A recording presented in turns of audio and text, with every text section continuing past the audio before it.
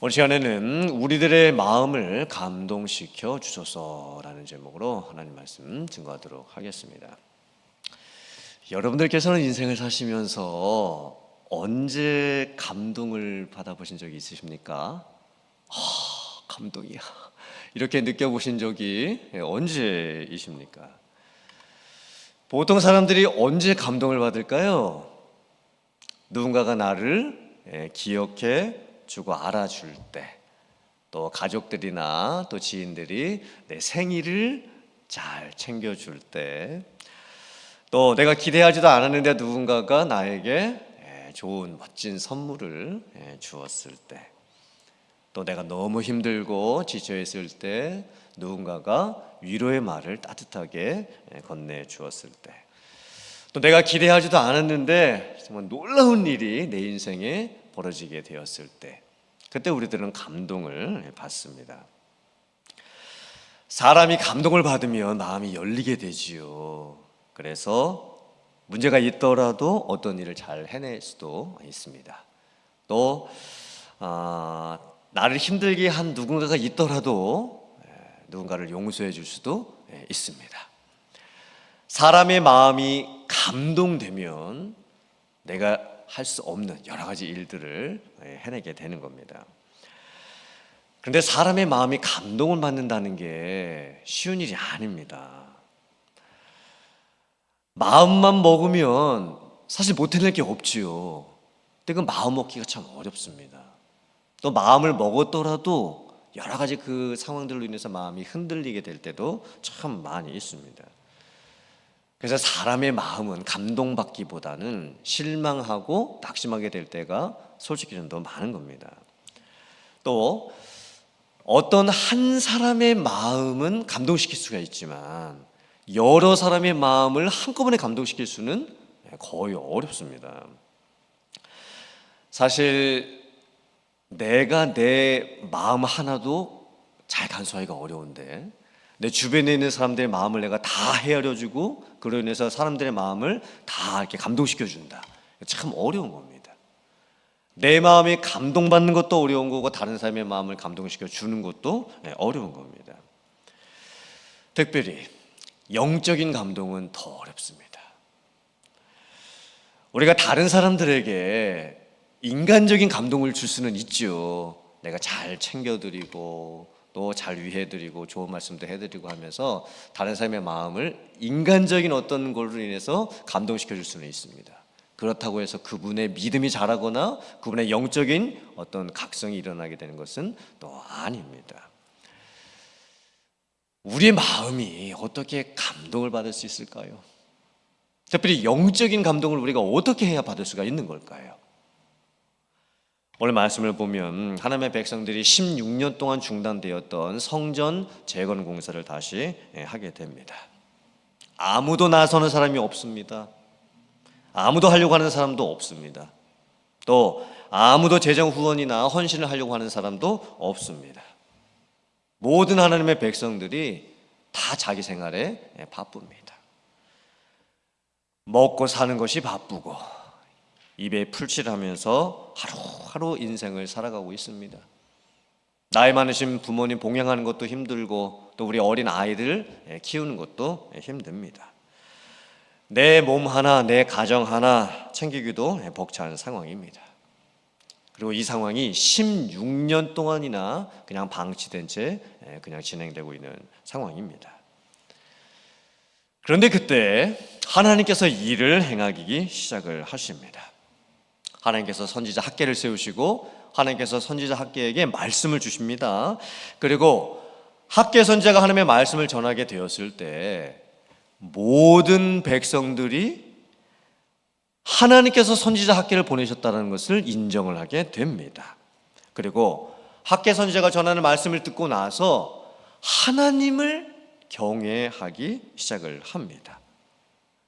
학개 선지자가 하나님의 위임을 받아서 하나님의 말씀을 전하는 겁니다.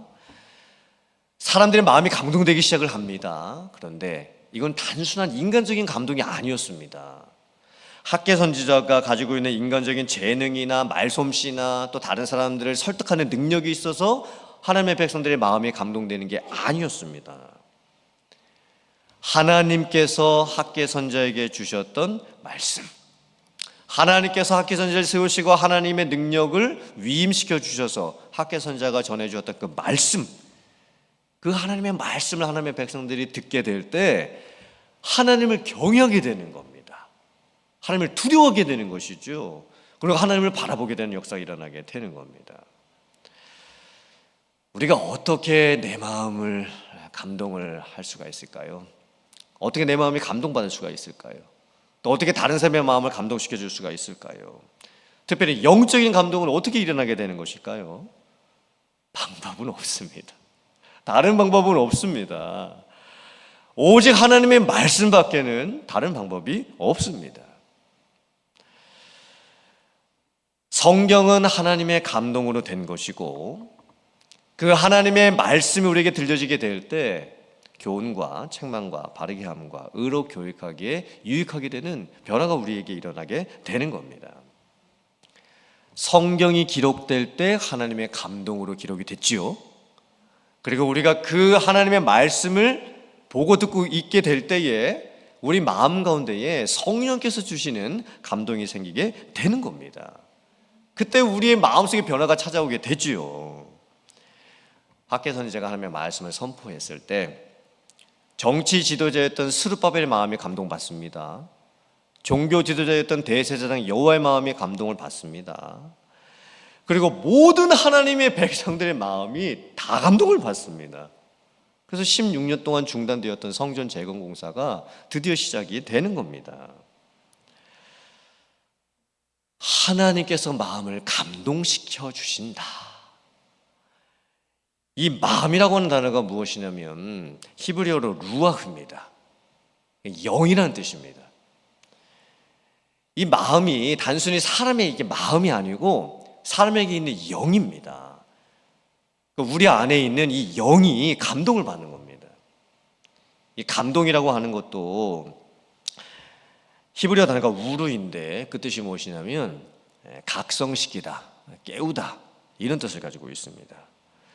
그러면 하나님께서 하나님의 백성들의 마음을 감동시켜 주셨다라는 의미는 뭐 좀 내 마음에 와 닿네. 이제 내가 좀 뭘 좀 해봐야 되겠다는 좀 생각이 좀 드네. 이런 사람이 어떤 감동을 받는 마음이 좀 뭐 달라지는 그 정도의 그런 일이 아닌 겁니다. 하나님께서 하나님의 백성들의 마음을 감동시켜 주셨다는 의미는요, 영이 깨어나는 겁니다. 우리 마음 안에 있는 우리의 영이 반응을 하는 겁니다. 우리의 영이 각성되는 겁니다. 정신을 차리게 되는 것이죠. 하나님의 말씀을 듣게 되었을 때 우리 안에 있는 영이 하나님의 말씀으로 인해서 솟게 되는 그런 역사가 일어나게 되는 거예요. 그게 하나님께서 주시는 감동입니다. 영의 감동이죠.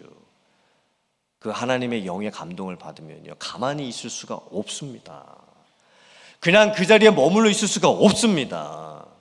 우리의 마음이 뜨거워지게 되지요. 변화가 일어나게 됩니다. 그리고 내 마음속에 일어나는 그 변화가 나에게만 머무르는 것이 아니고 다른 사람에게도 흘러가게 됩니다.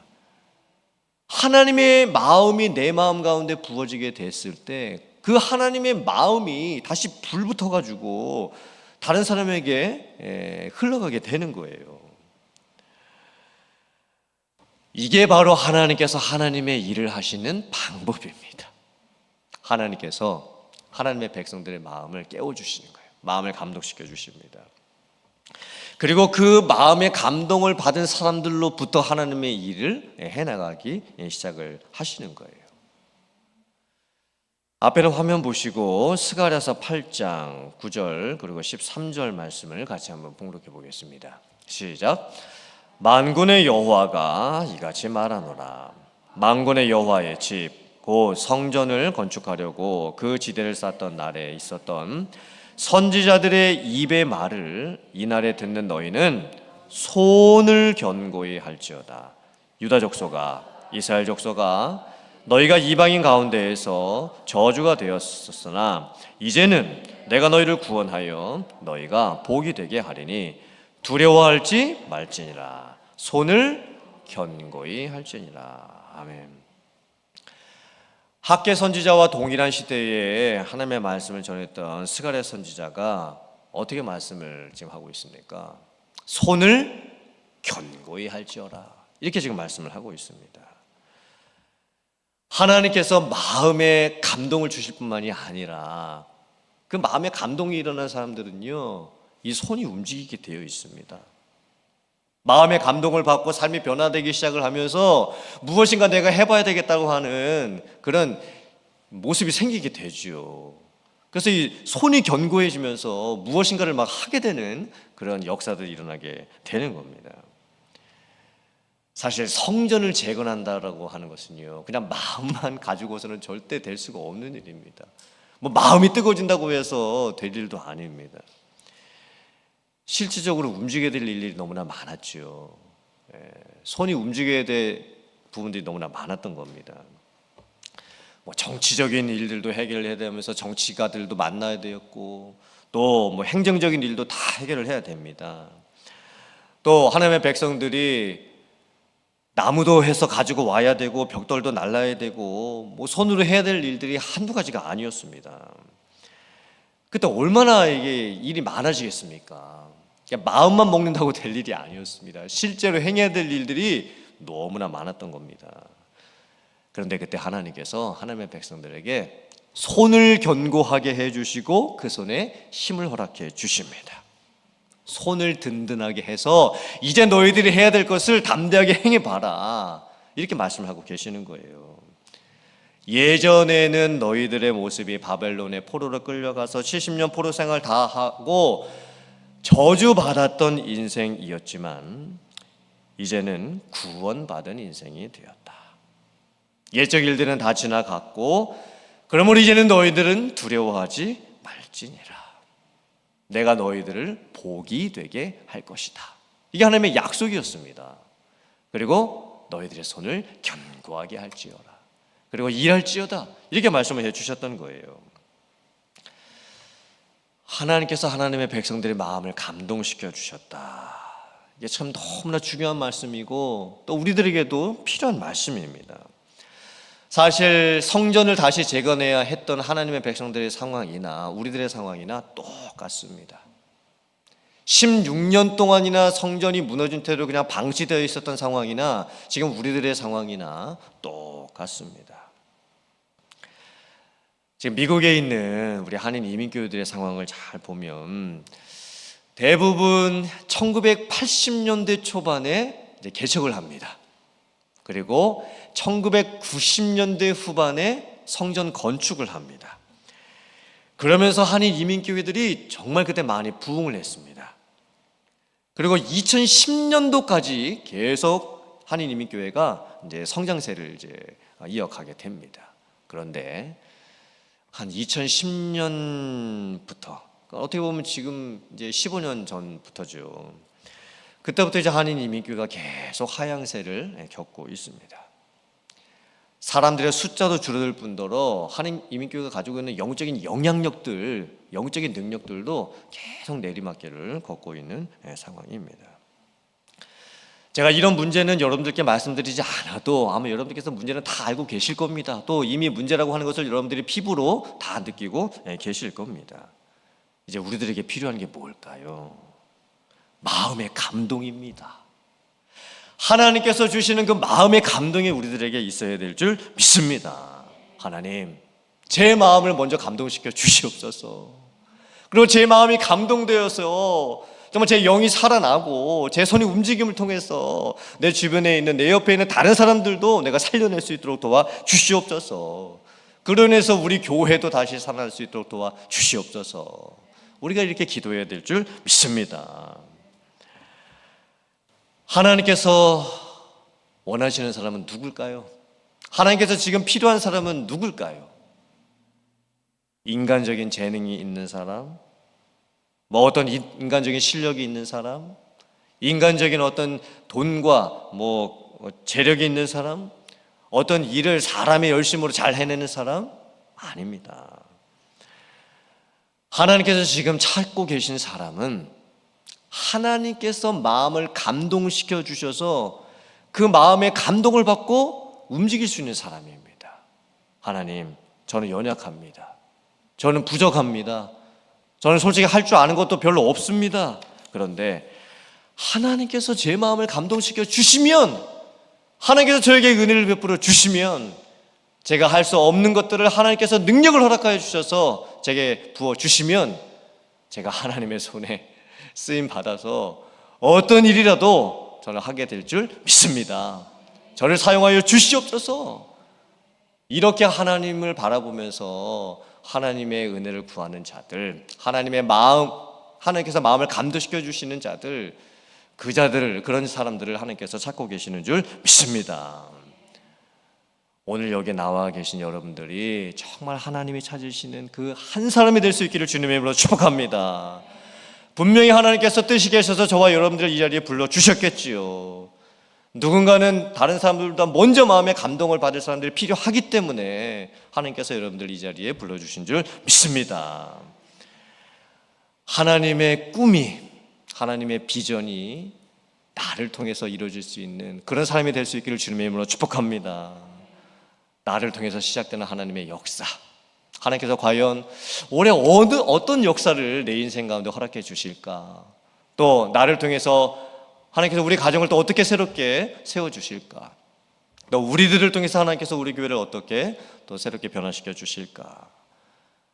하나님의 주시는 그 마음의 감동을 받는 여러분들이 되시기를 주님의 이름으로 축복합니다.